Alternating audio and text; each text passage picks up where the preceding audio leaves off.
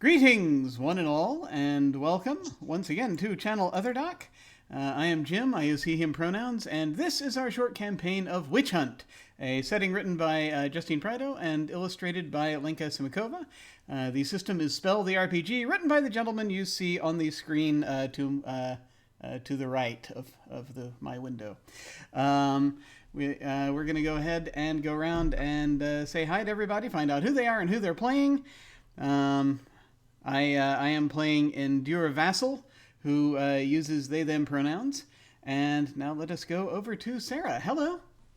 Hello, I am Sara. I personally use she, they pronouns. I am playing Delilah Hargrave, who uses she, her. Awesome, awesome.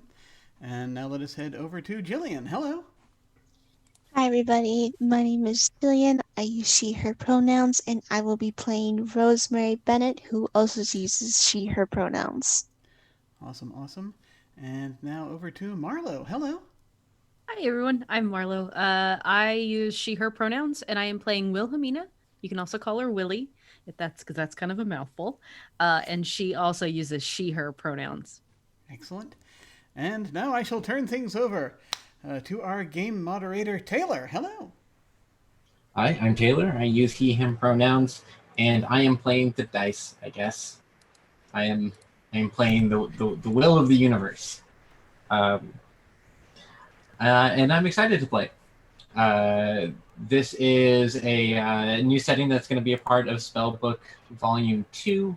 Spellbook Volume 1 is already out, and it has 5 different settings of games, or of campaigns that can be played with spell that I have written and had illustrated by some fantastic illustrators. And so for Volume 2, we're getting a bunch of other writers who are awesome to write campaigns.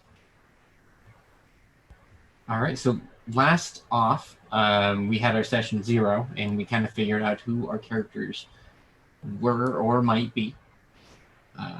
We are set in a fictional town in New England in the late 1600s. Oh gosh, I'm blanking on my own time period. Not too far from Salem, around the time of the infamous witch trials. This is a fictional town called Waterwood. It was once a bustling harbor town, well connected with other towns with trade routes that snake through the trees that surround this town. But unfortunately, as of late, times have fallen hard on Waterwood. It is less bustling, less of a profitable market hub for the people who are living there. And suspicion and worry and concern starts to grow. People who were once chipper and merry are more dour and just looking for how they're going to go about this difficult day-to-day puritanical life that they lead. And so that's going to bring us to our first scene, which is in our marketplace courtyard, sort of a off-center part of the town where vendors come to bring to sell the wares they manage to make or find or grow, just trying to facilitate commerce as best they can. This is where folks are going to buy the things they didn't grow themselves, or just generally try to patronize their neighbors. Each one of our party is present here at this marketplace. They're not quite a party yet, so you don't all have to be together. But let's go through and figure out what each person is doing here. What is your business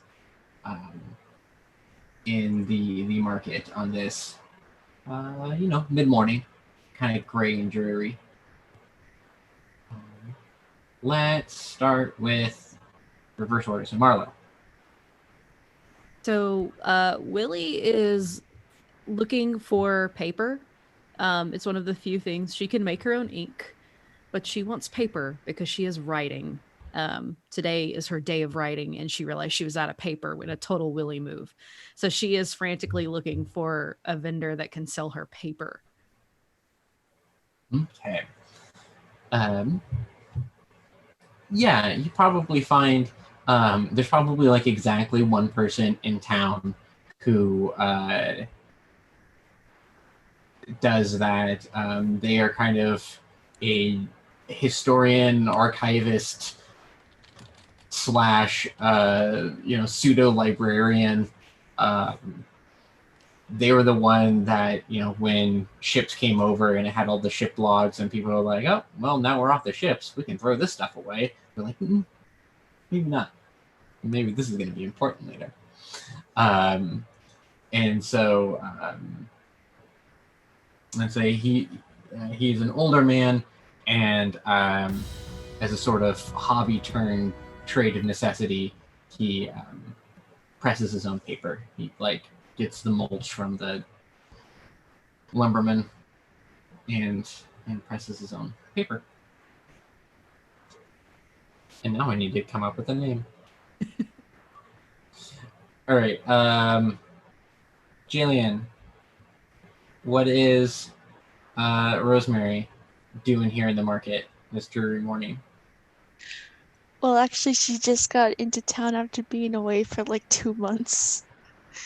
And she's currently looking for a random empty box, kind of like size of like a soapbox to stand up and just like get people to come over. She had an inspiration for an idea about how we get letters and things where we could, about a device that you could put it into your people's homes, shut it, and it would be secure, and she would call it a letter crate.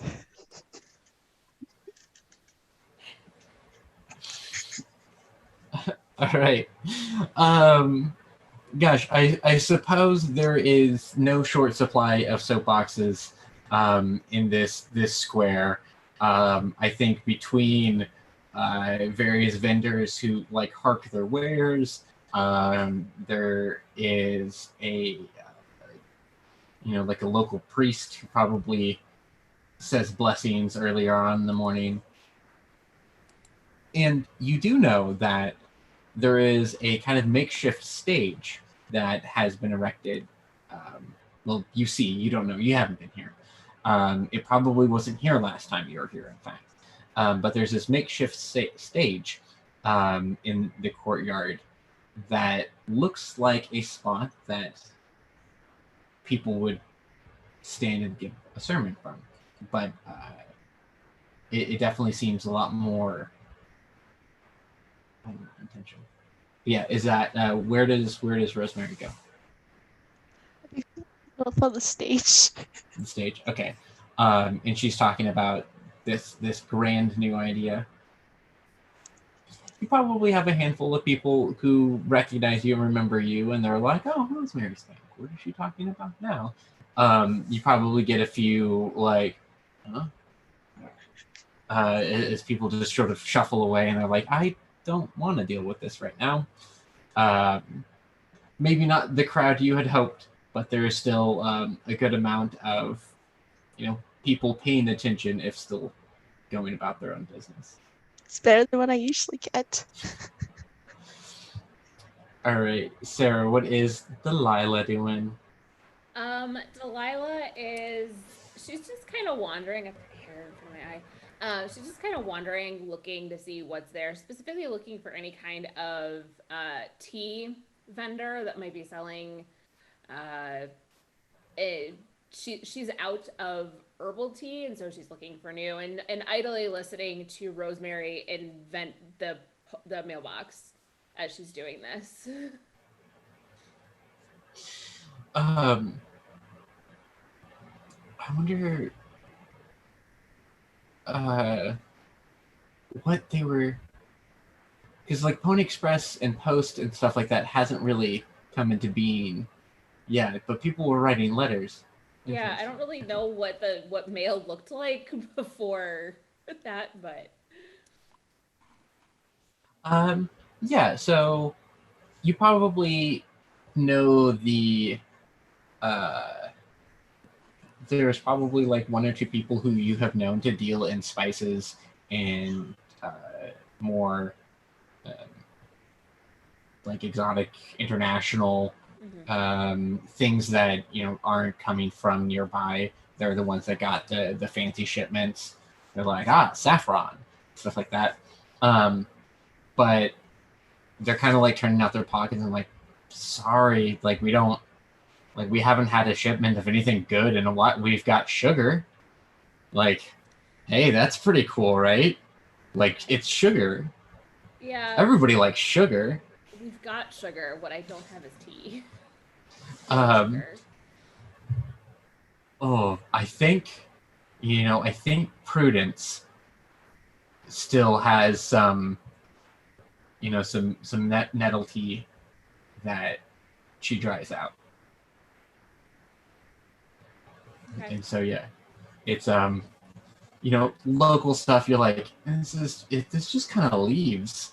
Not bad, because like nettle tea is good, but like hot leaf water. It's not the good stuff. Yeah. Hot leaf juice. And then Jim, gosh, what was your character's name again? It's not Endure. Endure, that's right.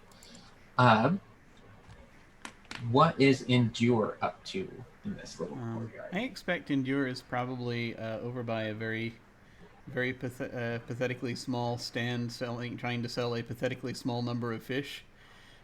I would expect. Oh, that's right. They're a fisher person. Yes.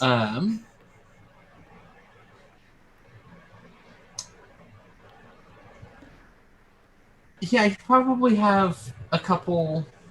I imagine it's not quite as bad as that scene from Avatar when they're on there, like the lake village, and like this one's got 2 heads. Your problems are not necessarily pollution based, but yeah, you have a couple of fish, and that's attractive to some people who were thinking that there might not even be fish here. You get a lot of hard haggles. A lot of people who are like, I got this old tin can. What do you say? Tin is valuable. A lot you can do with a tin can. You can even can your fish.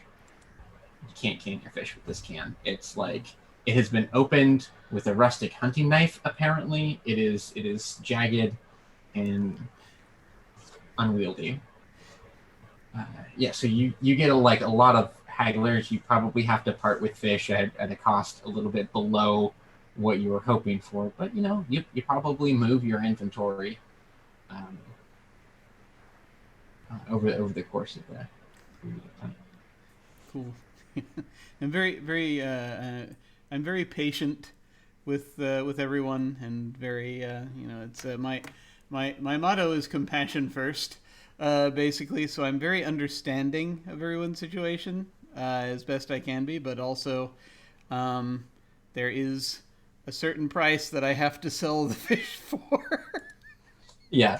And so it's I do what I can. I probably engage with haggling as best I can in terms of like figuring out a system of trying to it's like, okay, who uses tin in here, and what can it be turned to something else? That kind of is this valuable? Yeah.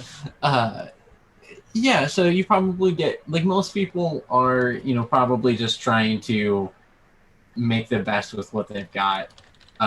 There's probably like a smaller percentage of people who are actually trying to like take advantage of your compassion and cheat you out of what they know would be a fair price. But for the most part, people are like, they want to pay you a fair price. They're just hard up on what to offer you. Yeah. And then Wilhelmina is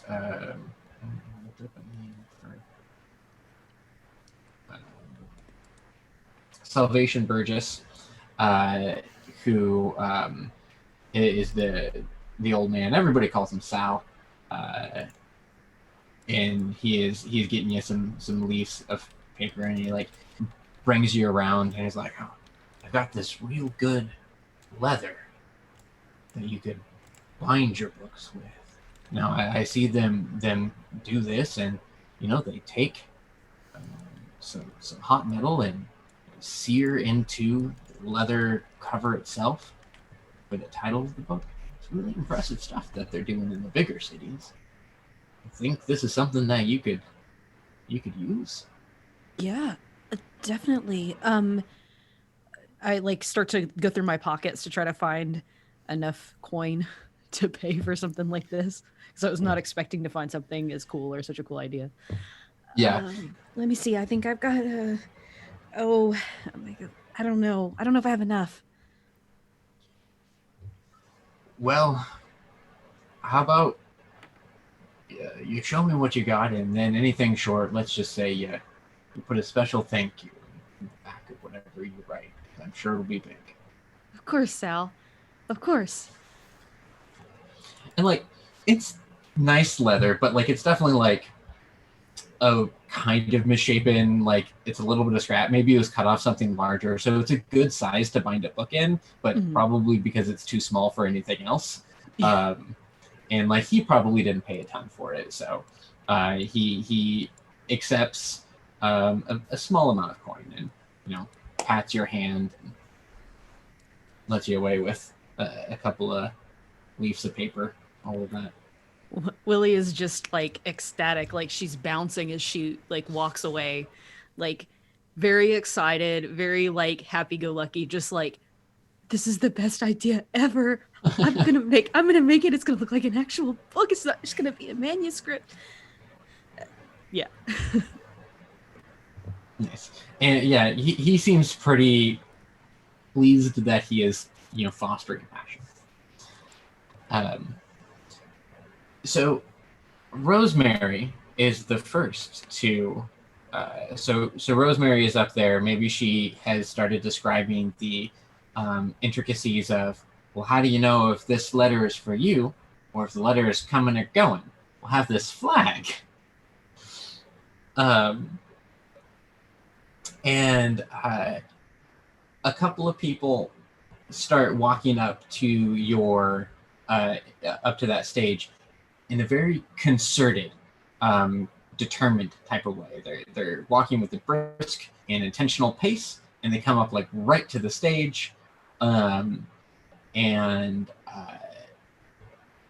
they like they seem like they might be part of the crowd until like they first like they get to the edge of the stage, and there are a couple of rougher looking guys there who they probably build stuff around town, and then behind them is an older, gaunt looking clergyman, and he is probably wearing some of the nicest clothes in like the town that you've seen people wear, and he's just got like these hard stone cold features, and when he looks at you and when these people look at you, you realize they are not here to listen to what you have to say.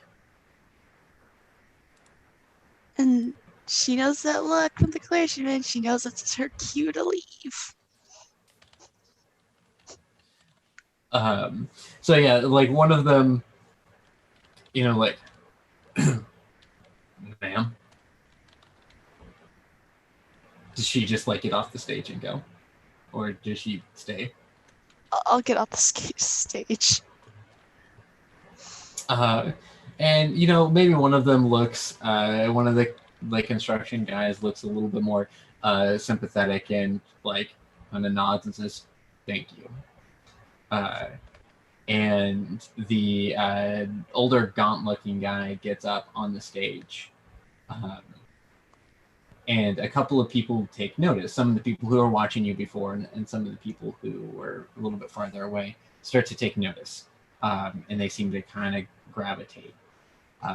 And when he starts speaking, his voice like crackles out. It breaks the quiet drum and hubbub of the market. and he gets everybody's attention of like, my children. And the other three of you who have been in town for a while recognize this person as Silas Wright, and he does this daily. He comes to the courtyard and he barks these like fire and brimstone sermons about following the path of holiness lest you will burn eternally. So really intense stuff, but it tends to get people's attention, and they'll stand there and they'll listen. And this starts to happen again. He draws a little bit of a crowd. And as he is talking,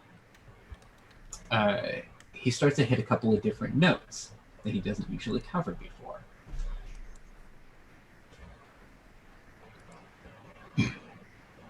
But, and now I come to a point that I am loath to bring up. We all know this beautiful town was once thriving, but no longer. At last, as we look to the lands around us, we begin to know the answers.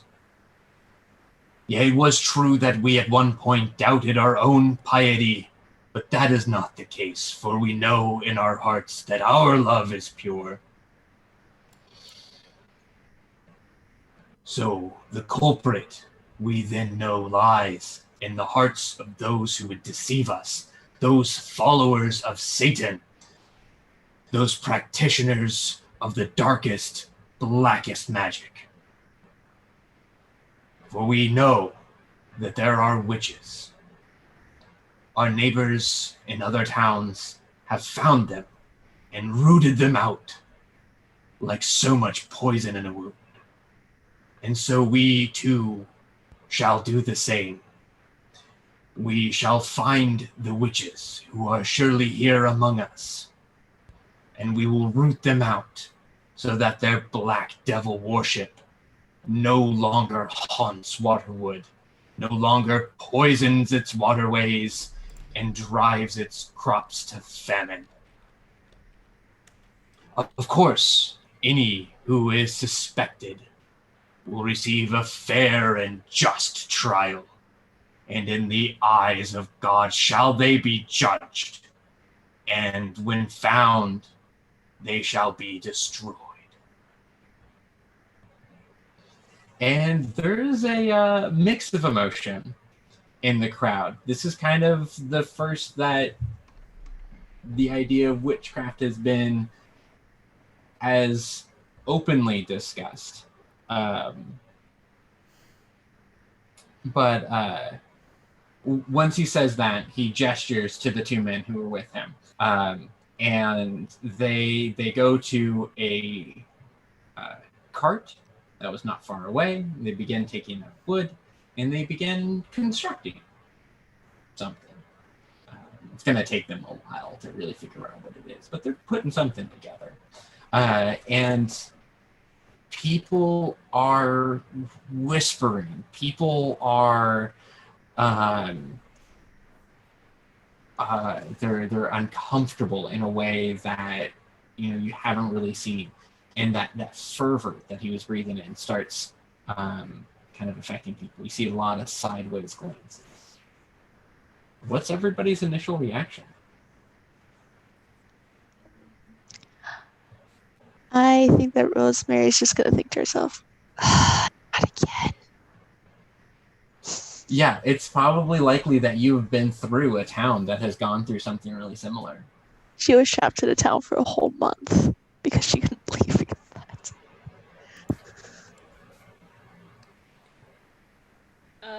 Delilah is just kind of not quite openly rolling her eyes at Silas, but it's like, you do this every day, Silas. My father has sermons on Sundays. Stop. And she doesn't say anything, but she's just kind of like irritated with his just existence in general, openly. Yeah. Yeah, and like if you're staying farther back, you might notice there are like probably a couple people with similar reactions. You probably have that like double frustration for the amount of people who are like there with him, like nodding along, like, yeah, it's he's right. Like we didn't consider witches. And people are like, yeah, maybe it is witches this time. Like that makes sense. Yeah, so she's kind of in the back of the crowd, just again doesn't say anything, but is like all of her body language and expression is just open, extreme irritation with this man's everything. Yeah, makes sense. I think Willie is looking horrified right now. Like,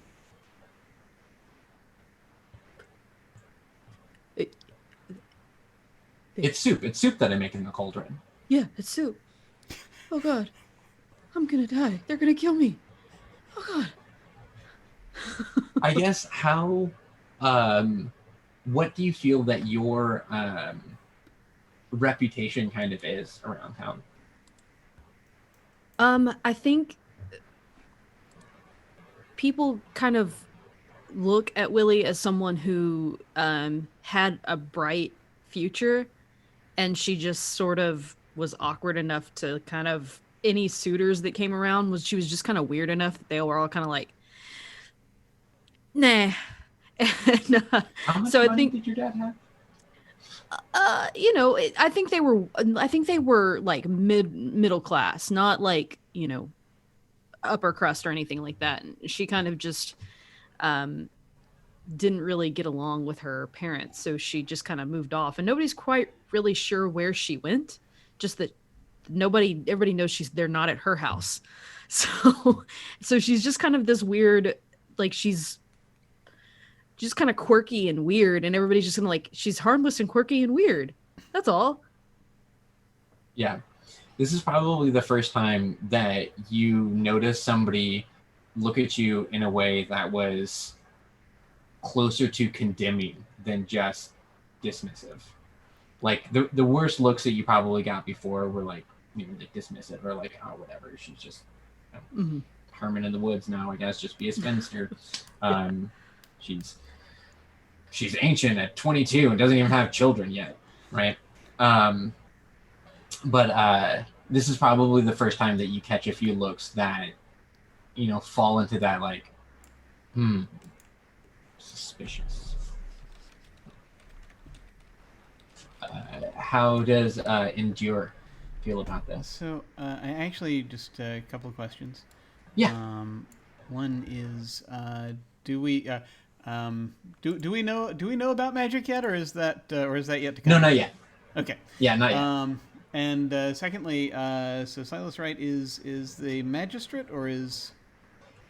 Yeah, so he is officially a magistrate, but he is dressed in a way that implies it's like in this area it is a government, like it's a political / like religious, like it is entwined.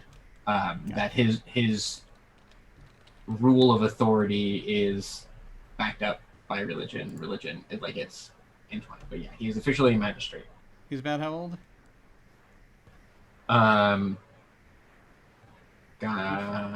Probably 50s, but like doesn't wear it well. And do I know if he's married, has family around here, that kind of deal? Yeah, so he is not from Waterwood originally. He has been around for a couple of months now. And he came in from a different part of town and kind of started, trying to drum up this, let's get this place better, but not really productive. Just a whole lot of, remember how good this place was? Yeah. Things are bad now. Yeah. And I wasn't here, but I could make it better, just like it used to be, because I totally read up on it. Yeah. He is a widower. Okay. All right. Cool. Sorry about the 20 questions here, but I just sort of am trying to. No, absolutely, yeah. Moving from. If he has Okay. kids or more family, they are not with him. Okay. He's only been here like a couple months. So N's reaction to this is that they're actually concerned a little for him, because they're kind of wondering what could provide the impetus here. Just sort of slowly watching, and is like this is kind of a sudden turn, on his part. He usually comes around and talks fire and brimstone, but this is very specific, targeting a very specific thing, and they're wondering if something is what might be underlying this, and is just sort of trying to look to see if it looks like Wright seems to be speaking from, while speaking fervently, if it's something that it looks like it's from desperation, or if it's something that it looks like it's or from just generally like anger, or is or a vengeance type thing, or if it's because everybody's got different reasons why the now sucks for them. And so Endura's just sort of concerned. It's like, I wonder what's happened to him. Is just sort of thinking in their head, I just wonder if he's fallen on something, if something's happened, or if something caused a final straw to break, or if is the last straw, or if this is something that's been going on for a while for him. It's very concerning.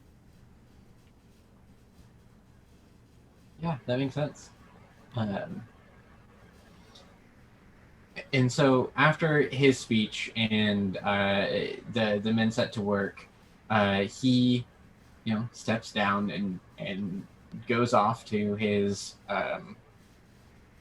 courthouse public building thing where he administers justice, or the things that magistrates do. And the courtyard continues to bustle and move. If you kind of engage in conversation with people, kind of get a feel, you certainly can.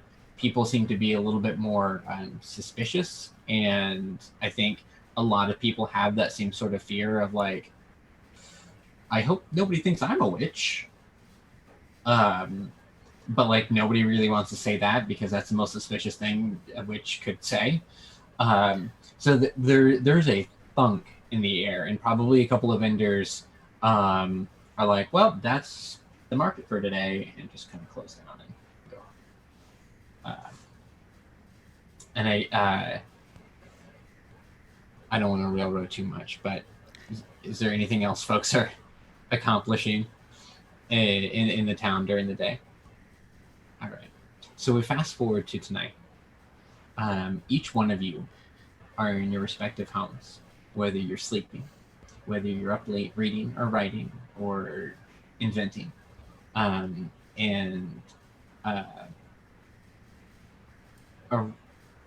Well, there's not clocks, so you don't know exactly what time it is. I don't know if there are clocks. I'm bad at history. Late at night, let's say around midnight, you get a feeling, and this feeling sparks as something along the lines of I need to go do something, but it's unclear what that something is. But then you feel it deeper inside of you, and it is a pull. It is a wordless voice. It is a calling. It is an ethereal something taking your hand and telling you to go outside, to go into the woods, that you need to be there in the woods, that there is a spot waiting for you where you need to be.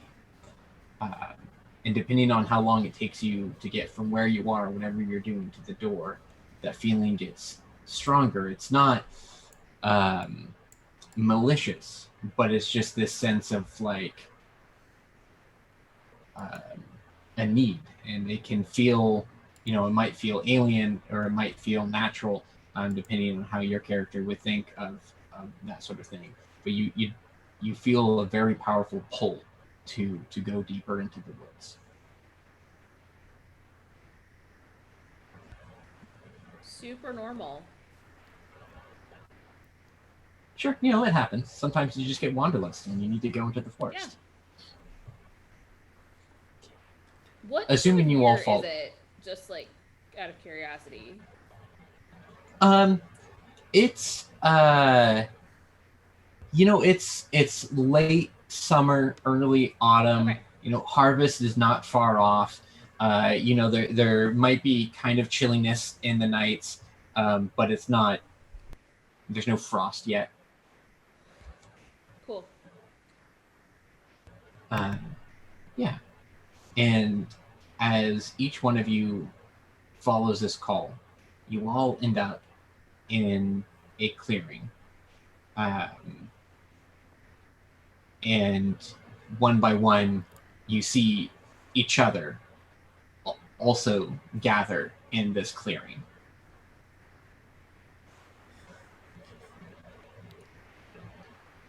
Hello. Isn't this nice? This is interesting. I wonder what's happening. Do you guys feel it too? Did you hear it? Yeah. Did you hear that? I thought it was obvious. It was very interesting. I wonder what's going on. It could be, and you know, the N is just sort of looking up at the sky. What they can see of it. They do that a lot these days. You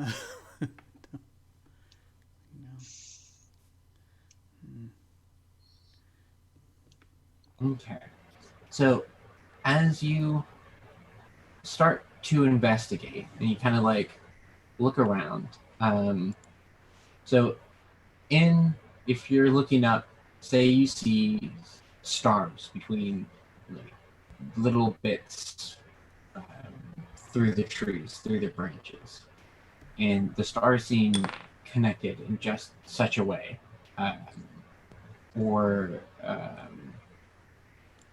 Willie sees the scene around her, and it's almost like it's all being written out in this exquisite prose in her head. She can find all the words to describe it.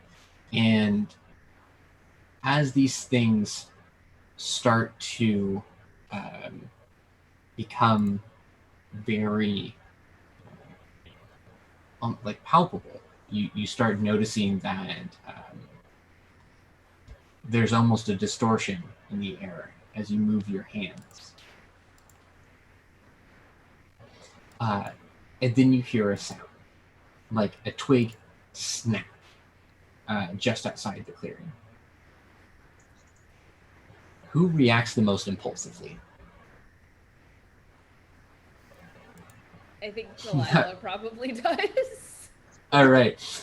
All right. So you hear this snap. What, I guess, fight or flight type of instinct does she get in response to this? Delilah's fight or flight instinct is heavily weighted toward fight. So she hears that, like, the clearing has otherwise been silent except for their talking, so she hears the snap and immediately turns around, and she doesn't know. I mean, she's like 5 feet tall and a little round in a way that speaks to not having to work super hard in her life. So I don't know what kind of fighting she's going to do, but she is ready for it. Even if it's just, I mean, she's got really like a mess of curly red hair, so she's ready to glare somebody into leaving them the heck alone. But she's gonna fight it, whatever it is. Okay. So you pivot and you put up your dukes, or however you go like about super facing. Awkward. Like, she doesn't know how to physically fight, so she tries to do this, but it comes out like a little akimbo and a little ridiculous looking. But she's trying really hard. And in one of those gestures, when you kind of like swing up and you're like, but like in one of those movements and in your intention, you're like, I'll fight you intention, it floods out from you. And the branch that stretches out between you and whatever made this sound falls away into ash. It glows almost like embers, and then it blows away in ash, as if it had instantly burned off the tree. And not far off, you see a deer who looks real freaked out and gallops away. Same, buddy. But you can't help, like, you know in your head and your heart that was something that you did. Huh. Well, that's unusual. Yeah? Have you always been doing that? No, that's a new development as of tonight. I'm just gonna turn back to the others and like put her hands down. So it was a deer. Well, that's Snap the good. twig. I'm glad you didn't have to do that to a person. Me too. So that was really weird and kind of cool, but mostly weird. Yeah, weird. I see a lot of weird stuff. So, Endure seems to be very investigative here, and is trying to kind of understand what's going on and what happened. Yeah. Is that kind of a correct reading of the situation? Yeah, not like frantically, because Endure doesn't really do anything frantically. Right. But, it's just like, oh, this is an unusual puzzle. And it's like, well, clearly, and he was thinking, and they're thinking back to like before, where there was like, when Silas was talking about witches, and then they're like, well, Dee's not a witch, Delilah's not a witch, so maybe this is just some new developments are happening, and maybe it's just some variation of that. That's very strange. We should probably find out what that is. As you question the nature of whether or not Delilah is categorically a witch, or what this might be, you kind of, or the motions that Endure might be making, whether, I don't know how expressive they are with their hands, but if they're like looking and thinking, I think and you're actually is like, and I think, by the way, if you're gonna fight someone, you should probably you do them under like this. Remember, it's like that. Yeah. That makes a lot more sense. Thank you. Yeah, it's easier on them. and little threads of light start coming off of Endure's fingertips, and they seem to connect to Delilah, and Delilah's like chest begins to glow with this warm, soft light, and as Endure, you realize that you were doing this. You're not totally sure what it is, but you're drawing this light out of Delilah, and it begins to coalesce into a vaguely Delilah-shaped vision of light, and you see this shape, this image, this projection as warm, as positive, as whatever it could be. It's not evil, it's not malicious, it's not a fire-breathing Satan worshiper, and while you don't know enough about what is and is not a soul in the afterlife and all of that, you are seeing an image of what you believe to be Delilah's soul, that you have exhumed from her long enough to take a look and to see that it is a warm and good glowing thing. And maybe at that realization is where it disperses, or maybe you hold on to it longer. Can we see this, or is it Yeah, just yep, everybody can see this. Oh, it's you. Yeah? What are you... And it's sort of, is it sort of starting to disperse? And I'm like, it's strange. Felt like it was kind of drawing you out, kind of like on the currents of the sea of the firmament. This is a thing that N has talked about before. They don't usually bother people with it a lot, but this was part of sort of a revelation they had a few years ago. And just the sort of the idea that that heaven isn't as far away as people think it is. So it's this just sort of interesting to endure. It's sort of an interesting kind of like, sort of, they're looking at their hand and it's like, Could you always do that? well, I rather imagined that. I imagined it, but this first time it's actually like anything's shown up. Huh. That's very interesting. Something's happening. Yeah. Think it might be connected to why this place looks more dreary than when I left it. It does keep getting worse, doesn't it? The town was just fine when I left like 2 months ago, but then I come back and it's just so like sad, no color. I got a few more listeners to what I had to say than I thought I would, but then I got kicked out again. Yeah, he does that. Hmm. Thought it was a good idea, though. I know, right? Jeez, if I was a man, people would probably listen to me more.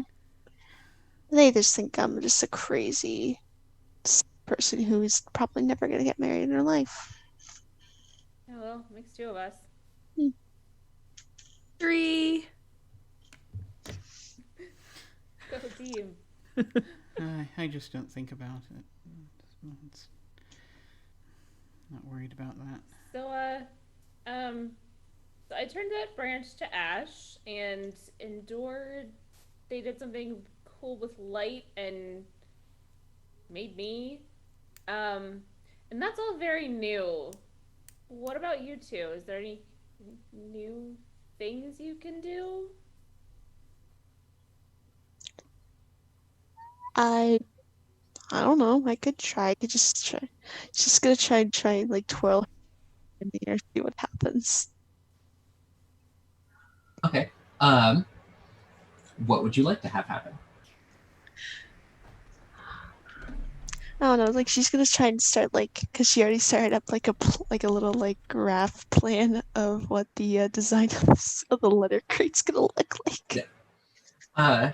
So what appears to be like an ink trail starts drafting like you're writing in air, and it kind of starts as a messy swirl, and when you look at your finger, you see that it is your finger, but it also is a quill. You see that you have a fingernail that is a normal fingernail, but you also see that is a quill tip. And as you write and move and you're expressing your ideas, at first, you're kind of thinking about like the letter and the mailbox and that sort of situation. But there's a lot of other things going on, and as you articulate these thoughts, you begin. It reflects those other thoughts that you're having as well. And as you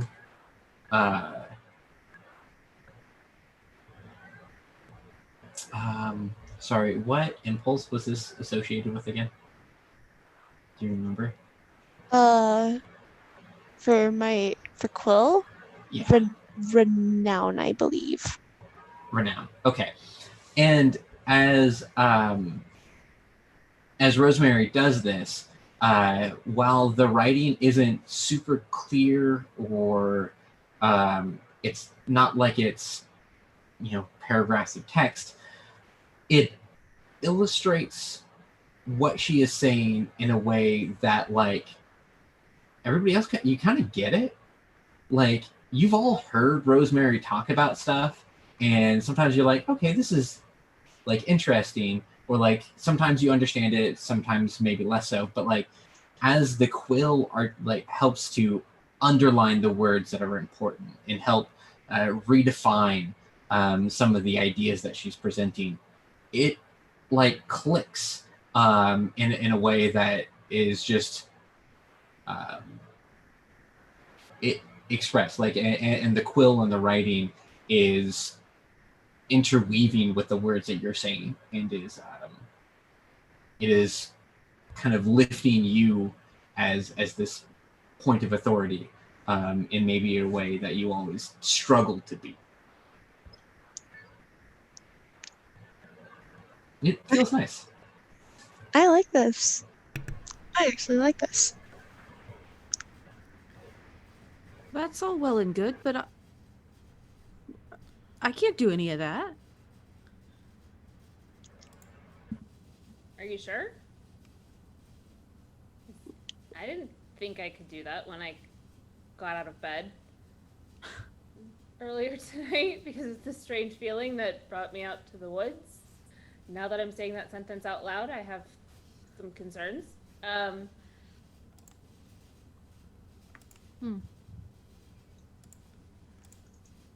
don't know. What do I do? What does Willie turn to for comfort? You guys are P. I don't need to jump in here. Well, Try something. Anything, like. Yeah, what do you... If you were to do anything, like what do you feel? I mean, I don't know. I like to write. I like to read. Oh wait, I pull out I had brought a little satchel with me, and I pull out a book. What about this? Flip it open.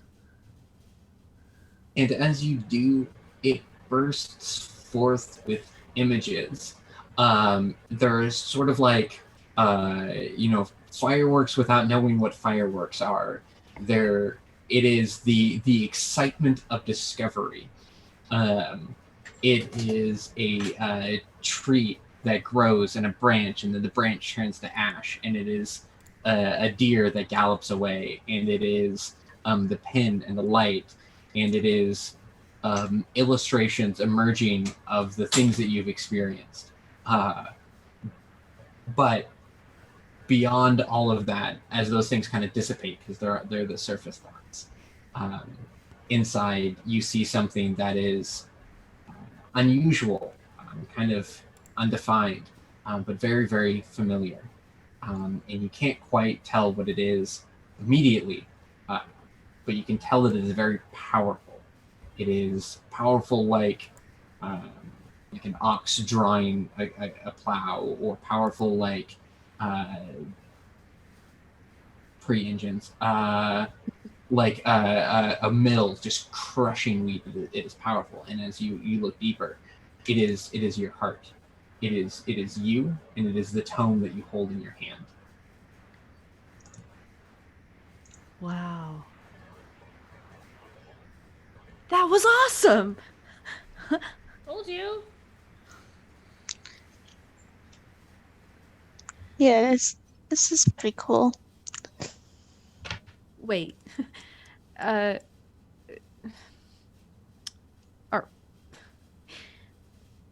Should we be afraid? Because I think I saw most of you, maybe all of you, in the market today. And Silas just kind of seemed Yeah, he was in rare form today. yeah. wondering what's happened to him. He's very. Yeah, it's very much more than before. Yeah, he used to be, standard things we hear all the time. The witch things and the building the thing that he started today. Oh yeah, I noticed that today. It was not here the last time I was here. No, that's for sure. That's new. I mean, Silas on his own is not really all that scary, but there were a few more people than I'd like to acknowledge that were agreeing with him in the marketplace today. They kind of outnumbered people who didn't. I think people who are desperate grab on to whatever they can. Everyone's very worried and afraid right now. Well, look what's been happening. Well, I could tell, it's miserable here. Usually it's quite nice. It's why I always come back. If it was like this all the time, I probably would have hightailed it out of here and never looked back. I wouldn't blame you. Well, it could be something causing our misfortune, and if we could find that out, then maybe it'd take the heat off of us.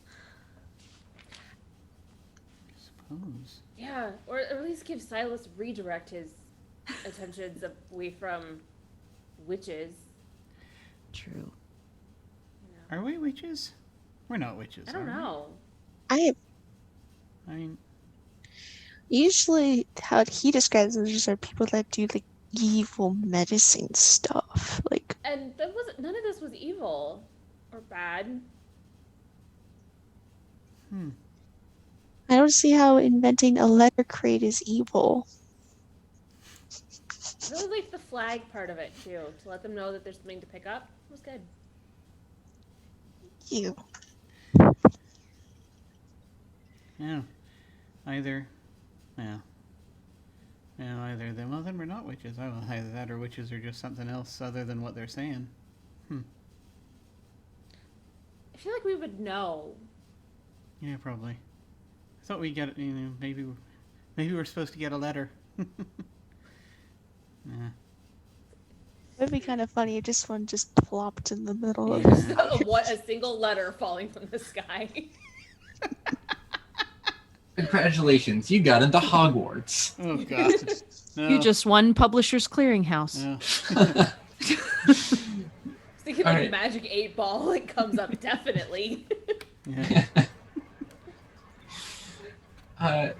So as you stand around and you're feeling these new things, the realization that it is 12:30 at night, maybe like 12:40 at night, which is an outrageously late time to be doing anything, really. Yeah, why would anyone be doing that?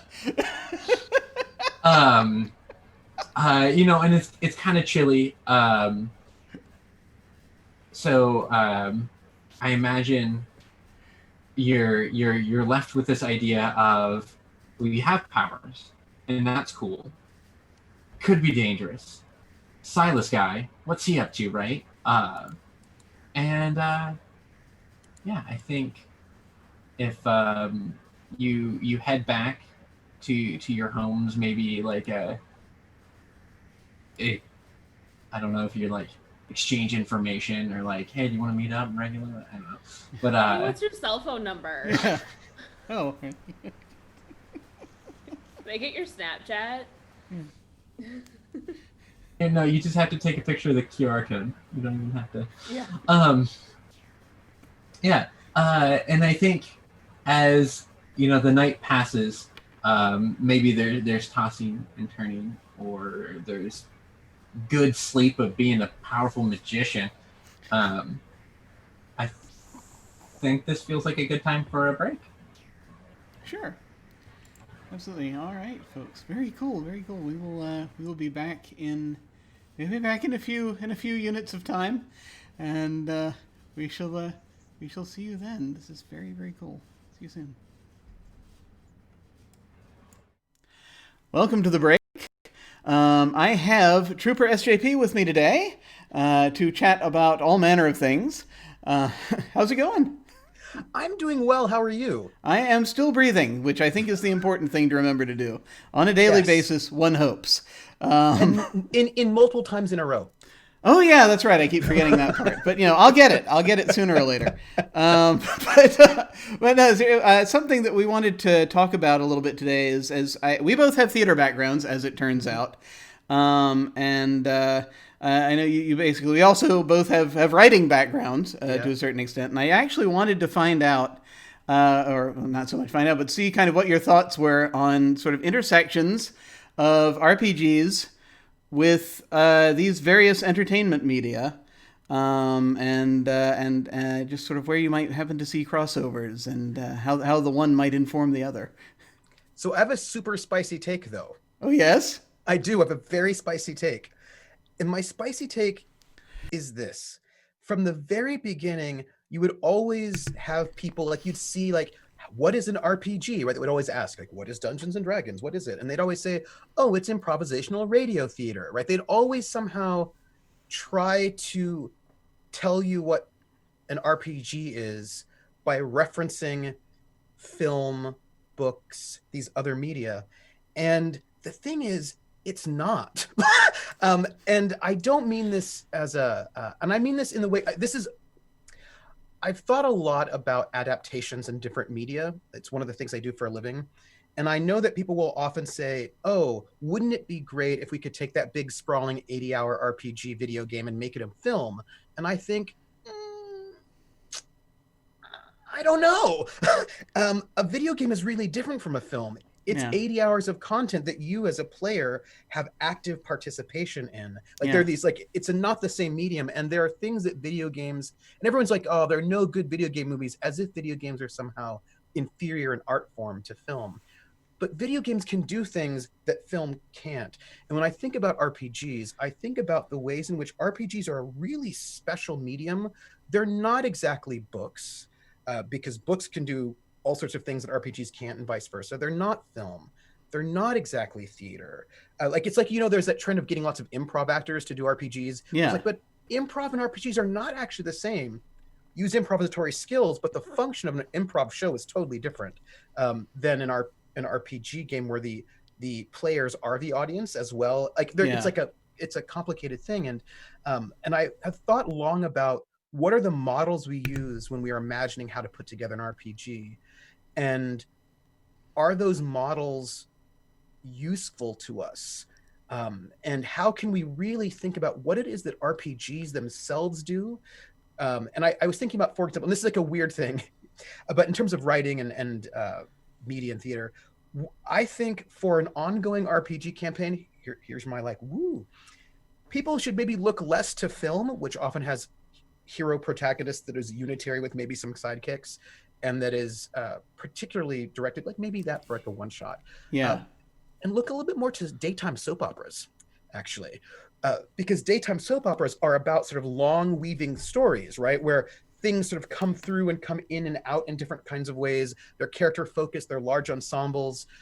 And there's a way in which the long scale soap opera certainly has plots and excitement and all that, but it is a bit more sympathetic to the kind of experience an RPG does as a story. Yes. So and I feel like because we don't necessarily respect soap operas as a media, as opposed to like our golden age of television where you want it to, I don't know. But there's a lot there that would be so interesting to think about in terms of thinking about RPGs. I'm just going to say, I think you've hit on the crux of why I think streaming your RPG campaign works as even an entertainment thing. It's because of the soap opera factor. You get attached to certain characters. It's an ensemble thing. Yep.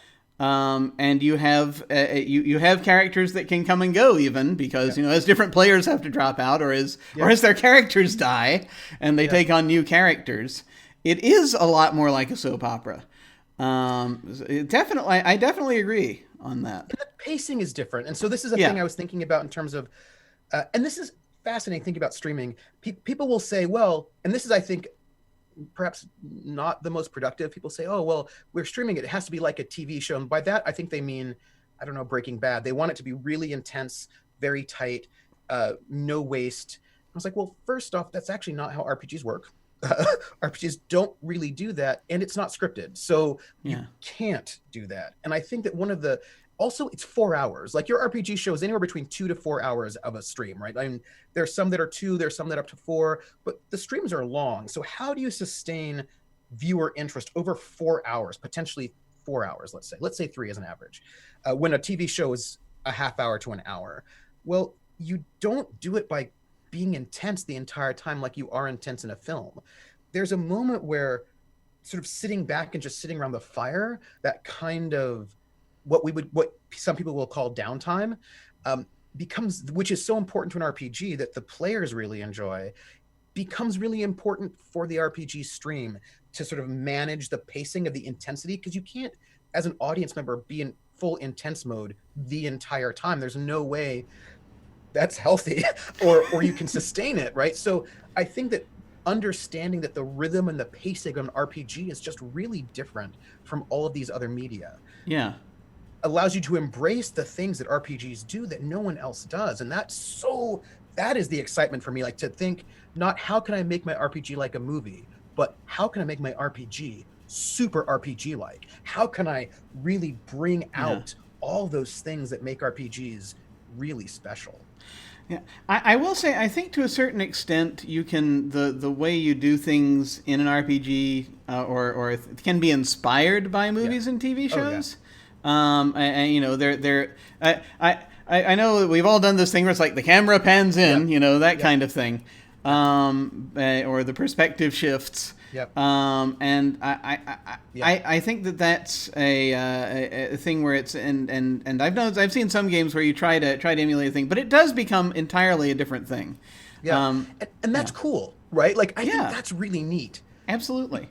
Because you know what's neat, though? I was thinking about, and I was also, like, random as a theater person, like, why is it film and not theater? Why is it not When the Curtain Rises? Like, what's up with that? But all right, that's cool. We'll think about it. And some things that if you want to, and again, it's not quite, but I think it's closer to theater than it is to something like film or TV, because you're right there.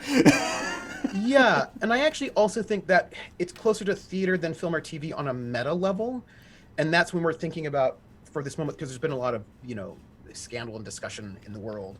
And I think that when we're thinking about safety tools, it's important to remember that this is a lot more like theater than it is film or television. In film or television, if something is going badly, you can just stop, yell, cut, and nobody feels badly about that.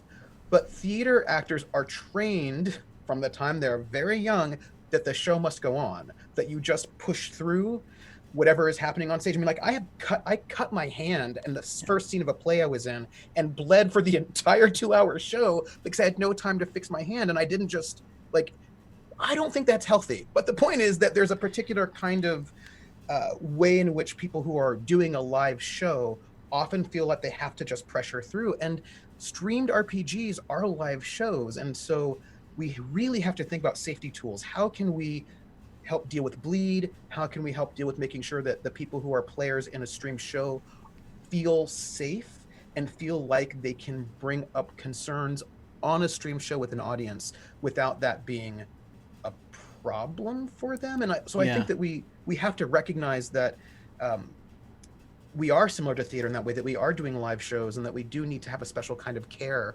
for our players and GM in that environment.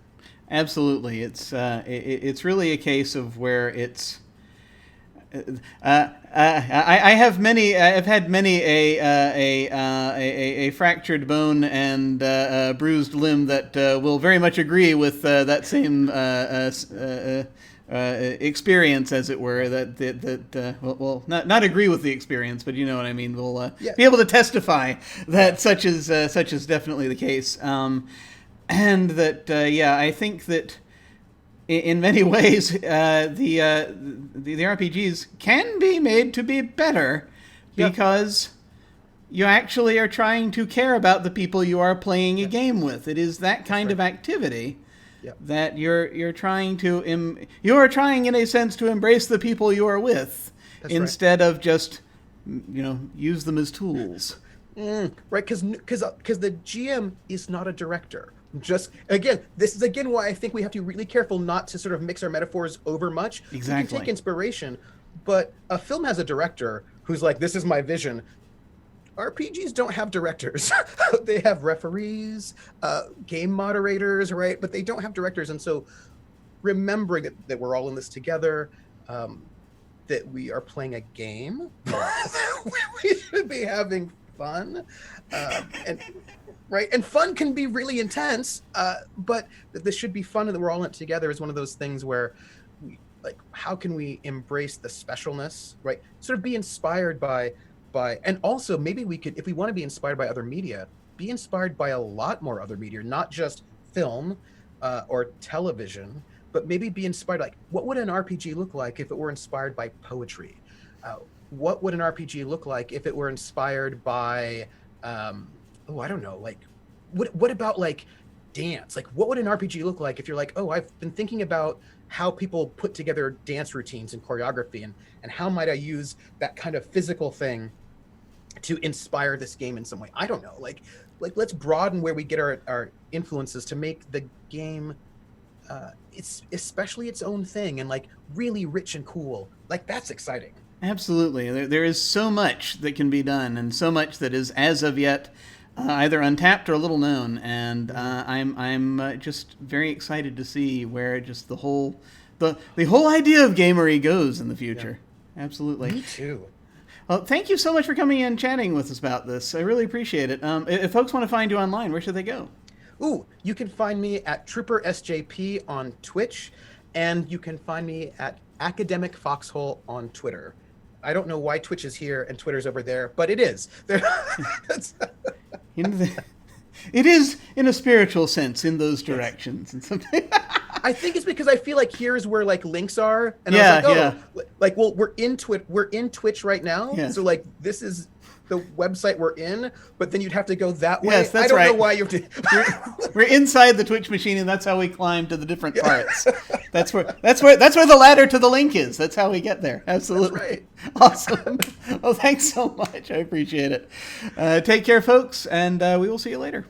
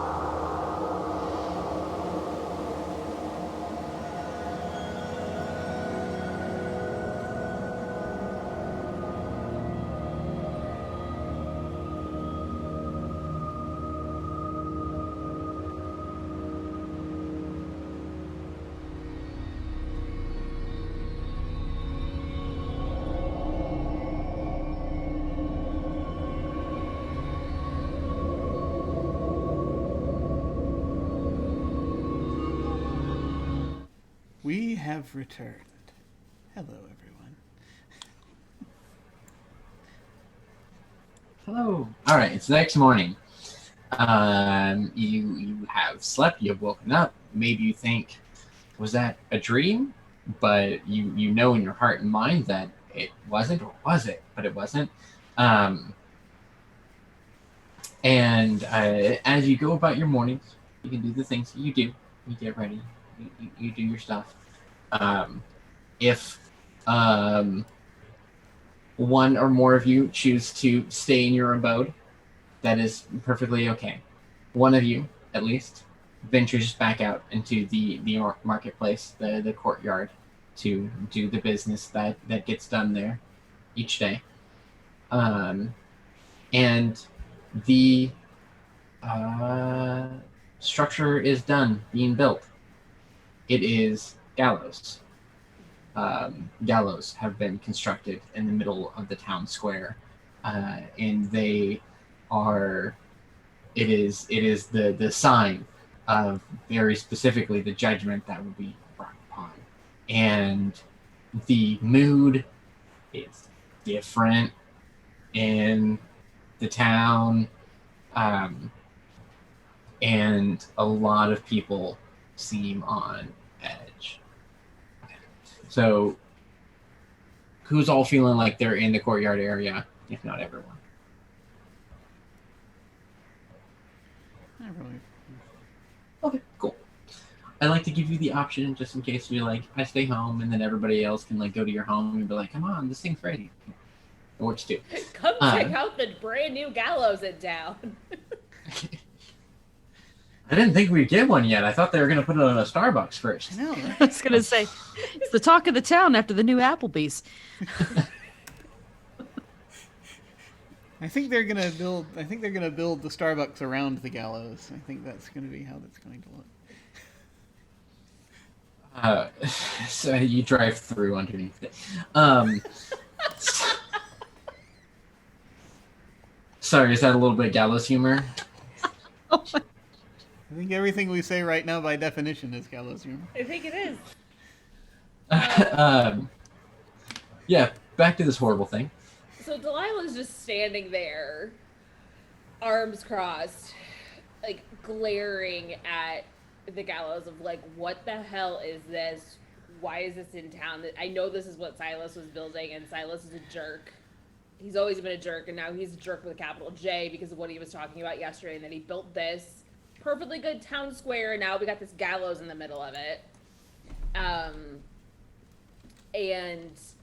As much irritation as she was sort of exuding yesterday when Silas was doing his things, just staring at the gallows, like the irritation is starting to shift into anger that he would do this.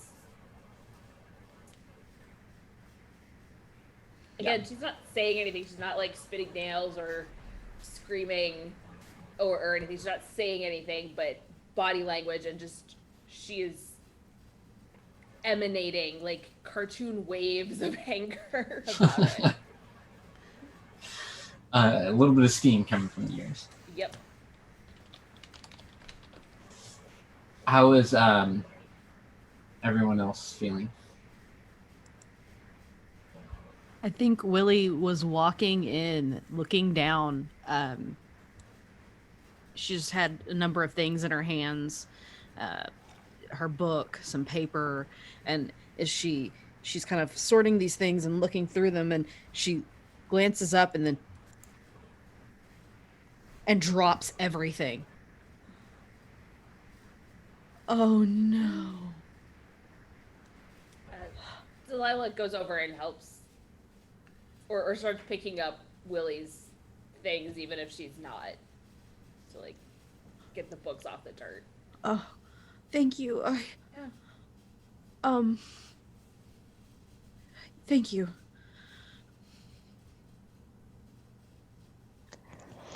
Yeah. I feel like at that point, Rosemary would come in her head full of thoughts of that during the night she had another inspiration for another invention that she was going to exclaim to people about, like, I come up with amazing idea. If we can get some ropes, put it into some contraption with 2 wheels and these bars that you can ride across town without the need of a horse. I call it the horseless carriage. And she's thinking about how she was gonna tell people about it, tell like Delilah, Willie, and Endure. Then she just stops in her tracks and looks at Gillis and be like, "Oh boy, not again." Is there anybody else in the town square besides us right now, or the marketplace? Yes. Okay. Yeah, so it is, as bustling as it was, yesterday. It's just, this is where a lot of people are trading. A lot of times people just buy their supplies a day at a time, or the people who were out fishing early this morning are selling that now.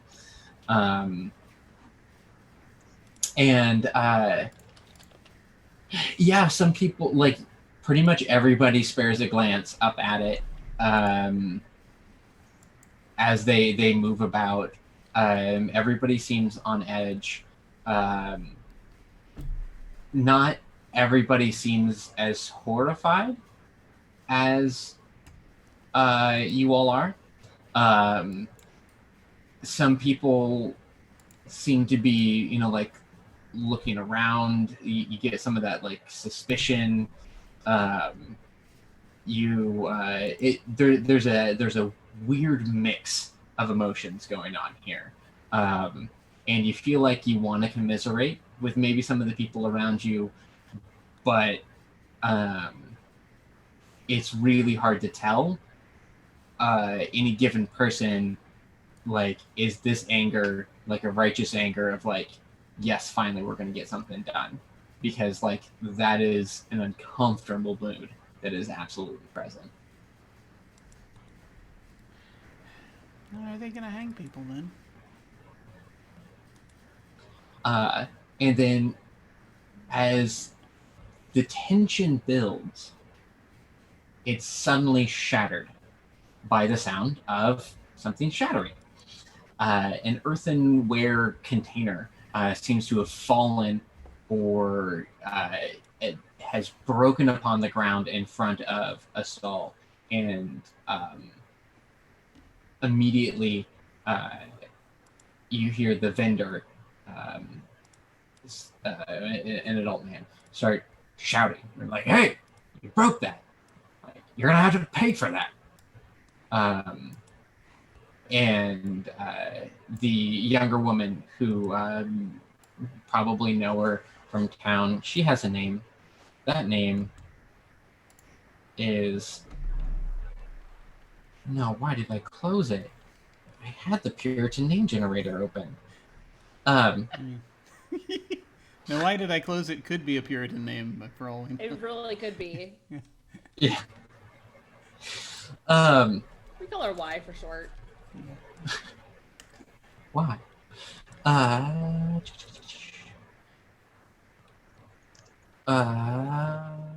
Okay.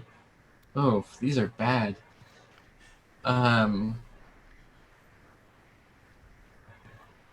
Yeah, so her name is Peaceable. And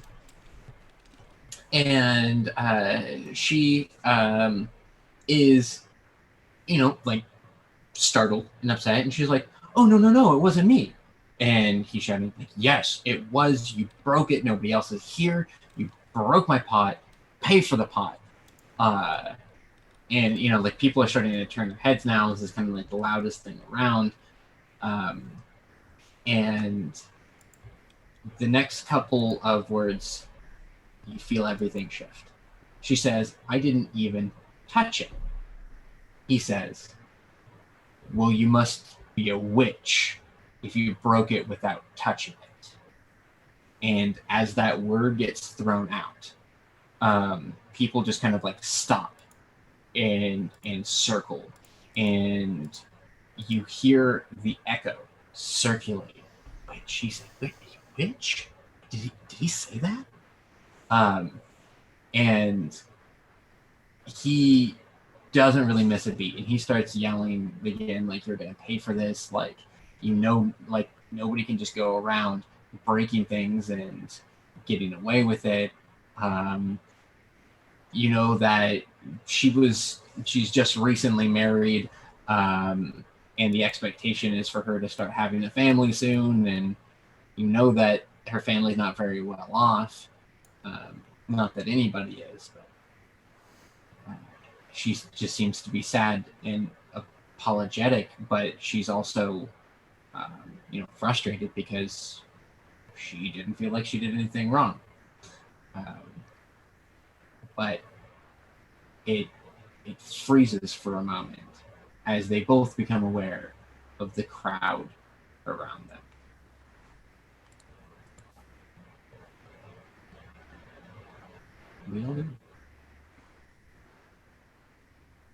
What was her name? Peaceable. Peaceable? Mhm.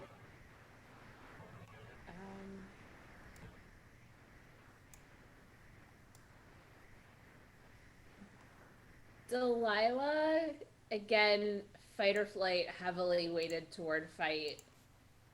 And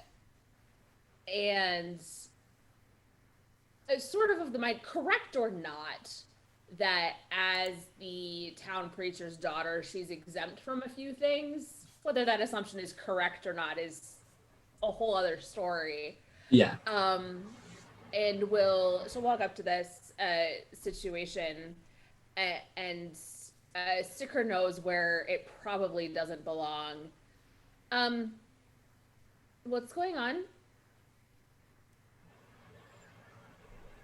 Well, Peaceable here, and like she is going to respond first, but then he just speaks over her. Has broken my wares, smashed them really, and claims that she did so without even touching them, when there are no other people around, no other way for it to have broken. You're around. And I sell these things every single day, and I don't break them. You've never dropped a pot.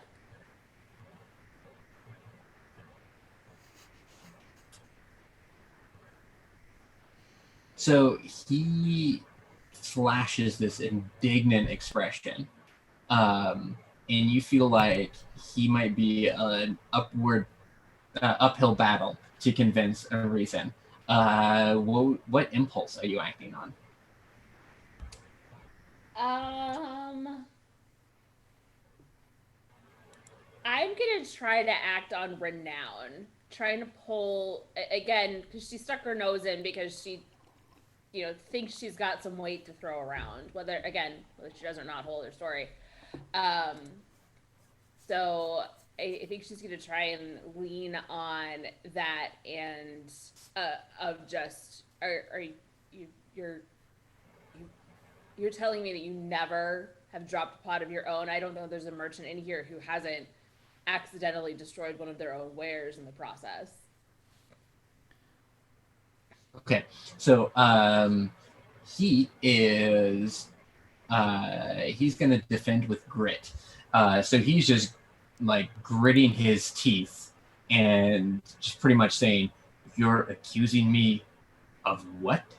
And he rolled to defend himself. His highest die was a 5. So you can roll your renown, and each die that you get that is 5 or higher, going to. Just click the roll button. I don't have to do anything.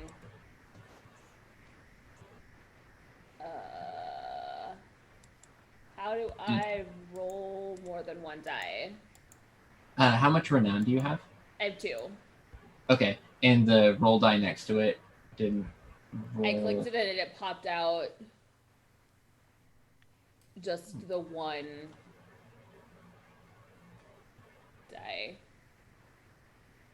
Oh, you have a 1 penalty on your. Oh. I just changed it. Yeah. I don't know. Okay, go ahead and roll again. Okay. 6.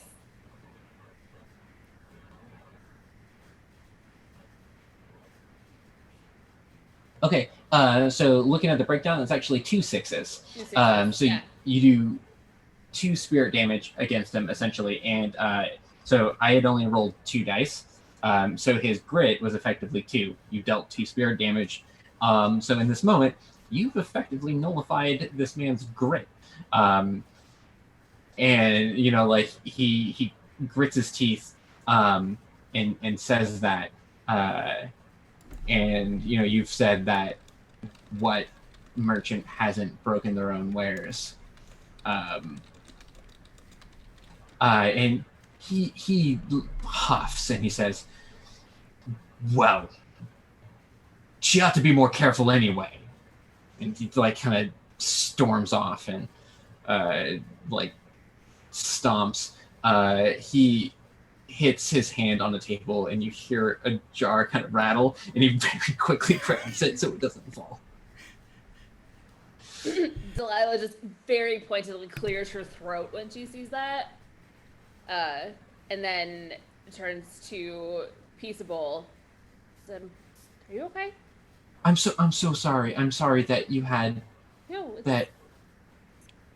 It's okay. He shouldn't have accused you like that. Are you all right? Well, what if it was me? I don't know. I could have. It could have been an accident. Did you break the pot? Well, I didn't break it by not touching it. Then you didn't break it.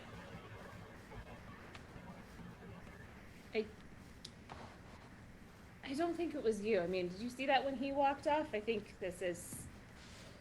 I think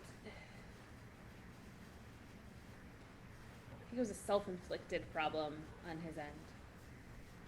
You hear him huff and grunt again. The crowd around kind of starts to like break up and they're like, I thought something was going to happen. But you do hear a couple people say like, well, I thought I saw her knocking over. Or like people are forming their own ideas as they go off. But nobody really seems to engage. And she's like, well, thank you. I'm so sorry that you had to get involved. I think I need to go home now. Take it easy, or whatever Puritans say to say take it easy. The rest of the day, that was a lot. And yeah, she kind of straightens herself and hurries off. She's got a little basket of probably not all the groceries she meant to buy today. And then I'll walk back over to the other three.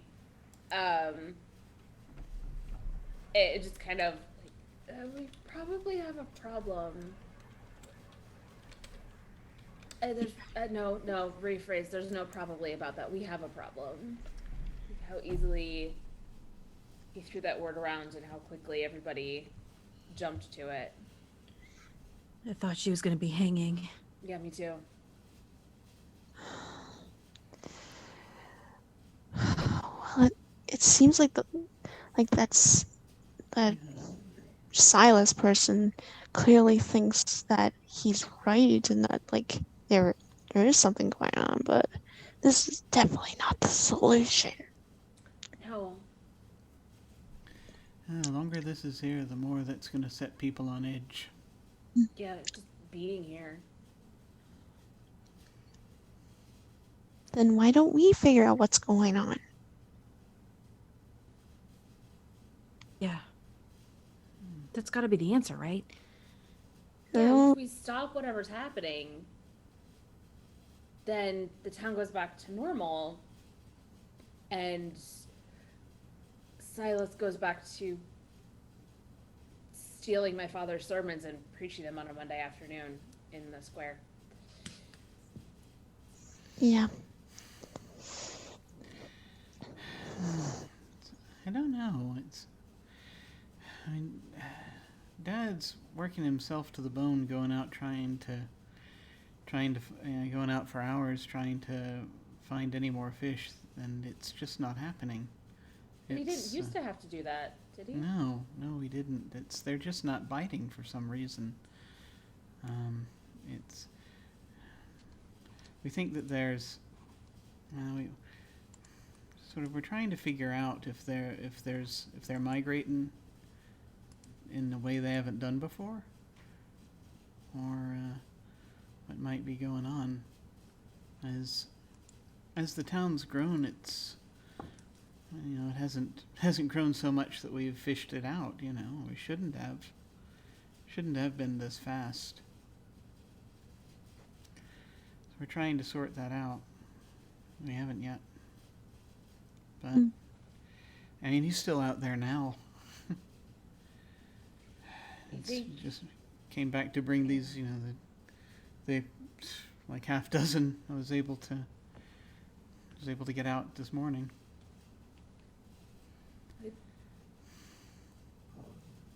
I think Rosemary's right. We figure out what's going on. Clearly Silas and the others want to blame witches because they don't want to look for other reasons. And so if we figure out what's happening and the town can somehow go back to normal, maybe all of this goes away. We stop flinging the W word at people and nobody gets hanged. Fingers crossed.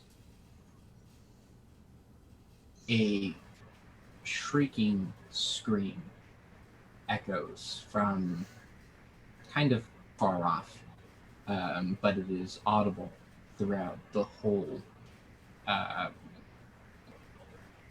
courtyard, and people begin running in that direction. And a couple people are coming from the direction, or running from the direction that the scream happened. And very quickly, you hear the fervent cries of, "Did you hear what happened? I saw what happened. I can't believe what I saw. Like, I can't understand. Like, I saw it myself." And a small group of people begin running down the road as a yell kind of echoes again, this time clearly sorrowful.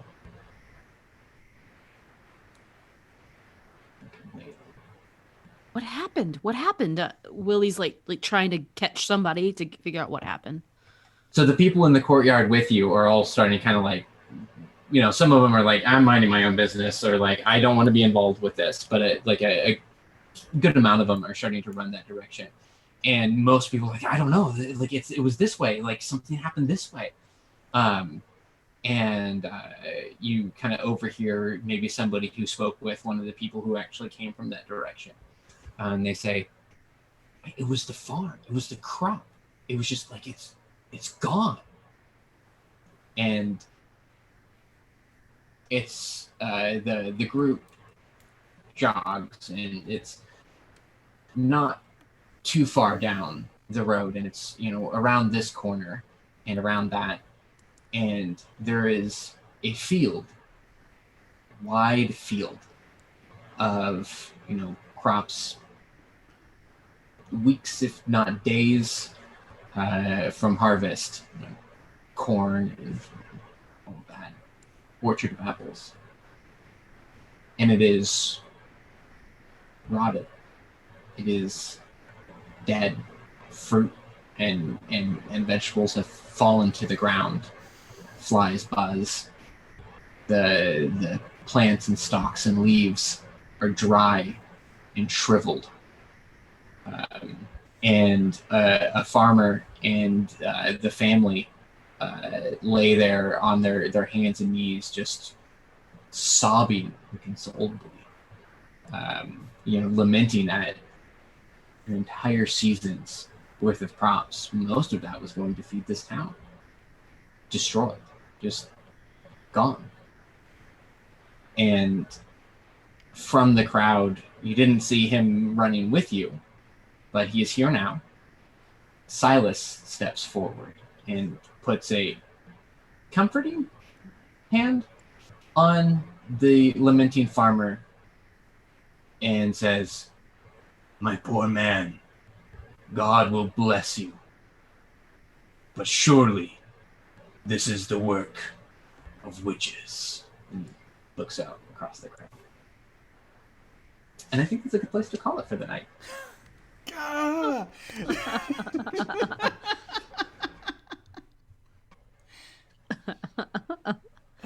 Delilah just like glaring daggers into this man's back, like, stop talking. Yeah, it was just it's that's awesome. Yeah, it's wanting to first thing was going to go up and try to comfort them, but that's now being subverted, and that's not good. That's awesome. That's thank you so much, Taylor, for starting us off on this delightful thing. And, I was gonna invent the bicycle. You're not far off. Get that velocipede. Yeah. Almost. I thought we were gonna see poor Peaceable. I thought we were gonna see. Yeah. I know. I was worried. She was gonna be for the gallows. Man, well, we're gonna go ahead then and do our outros, methinks. I'm very delighted with this. I want to see what the next bit is. What happens next? As is being pointed out in the chat, Peaceable may not be completely safe yet. She's already had certain things levied against her, so they're not going to forget that easily. So, I mean, who's the convenient target now? That's the question, right? So we'll see, and hopefully we can figure out what's going on with this blight. But I am very excited to see where this goes. But let's go ahead and go around and do our outros. Feel free to give any final thoughts you had about the session, favorite bits or what have you, and what you're looking forward to. And then, of course, feel free to plug whatever you like and tell folks where they can find you, and online at least. And don't come to us in real life. There's A, social distancing, B, creepy. So you gotta kind of deal with that. It was in that order. Yeah, I know, right? You would think the priority would be different, but at least they wore their masks when they came. I know, right? It's been since. That's, I think, honestly, how I would react at this point, because it's been since March. But in any case, let's go ahead and go around and do our outros, and we shall start with Taylor. I have been Taylor for this evening, and most evenings. You can find me on Twitter at Taylor_CS, or the streamlined Twitter at Whimsy Machine, where I just retweet relevant Whimsy Machine tweets. I don't really tweet a whole lot anymore because I had to delete the Twitter app for mental health reasons. It's a garbage site, but I still love it. I wrote Spell the RPG, as well as Spellbook Volume 1, which is a collection of 5 different scenarios that you can play with Spell. I'm looking forward to next session where we can really get our hands on some more dice. We did the one roll. I am notoriously long-winded with the sessions, so like I am doing my darndest to just stay succinct. But let me know if that feels a little bit too railroady. I'm looking forward to the next session. I think you guys can really get your hands on some magic. I design games as well, other games such as the soon to be released as an audio version, the solo body horror game Found Parts, which is about looking critically at the parts of yourself as a journaling game. And it has an audio version by Cole Burkhart that you can listen to and make your creepy notes too.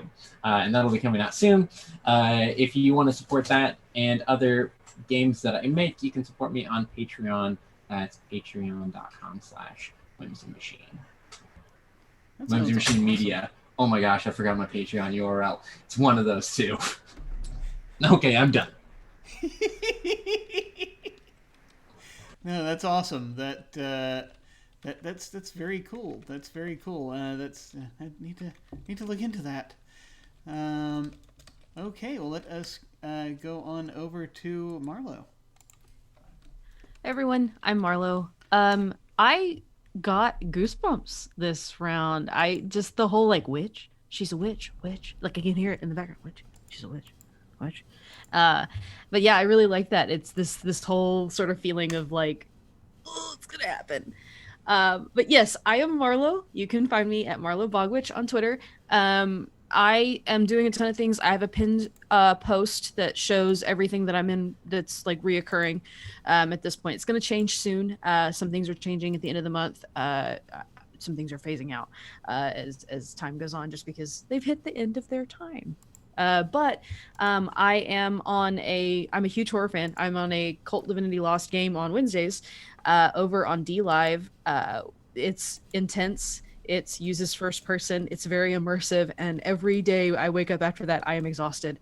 So check that out. I am on Encounter Roleplay on Fridays. I'm playing in a game called Diesel Punks. I am a Southern evangelical preacher, cult leader, Hocus. It is intense, and it is a very good one. And I think we've got 2 more sessions left of that before that ends for the season. I am also every other Saturday on Featherfall playing 5e, and also I have my podcast I'm an editor and player on. Kids looking for their missing dads.